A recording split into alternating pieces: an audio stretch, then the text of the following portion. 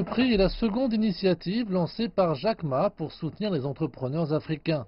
L'année dernière, la Alibaba Business School et la conférence des Nations Unies sur le commerce et le développement ont lancé l'initiative des bourses e-Founders.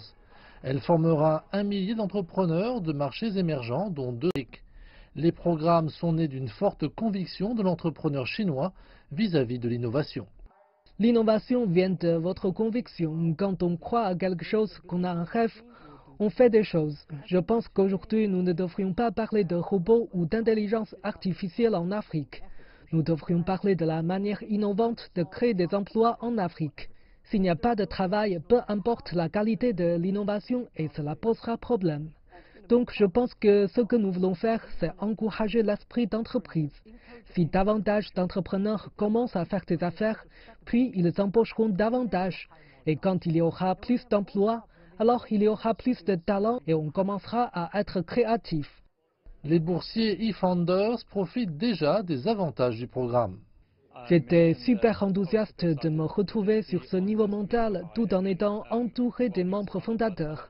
Parce qu'en fin de compte, toutes les idées que j'avais tirées de mon précédent voyage en Chine venaient des gens autour de moi.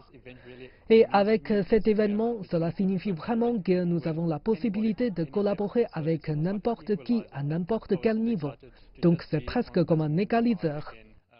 Le premier lot de e-Fellows déploie ses ailes, notamment dans les plateformes de commerce électronique, de paiement et de services financiers. C'est inspirant, c'est grand et ça fait voir plus grand. Après avoir quitté la Chine et de retour chez moi, j'ai convoqué mes partenaires et nous avons repensé toute notre stratégie. Nous avons conçu notre objectif et nous sommes devenus plus ambitieux. Au départ, nous misions sur 6 pays d'Afrique. Maintenant, nous sommes passés à 10.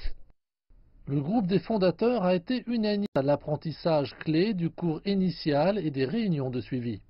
La première chose était le pouvoir de la culture. Nous l'apprenons dans les écoles de commerce. Comme les manuels scolaires, nous ne le comprenons pas tant qu'on ne le voit pas. Quand nous étions à Alibaba, tout le monde disait la même chose à propos de la vision et de la mission. Et nous avons vu à quel point le succès de la société était important.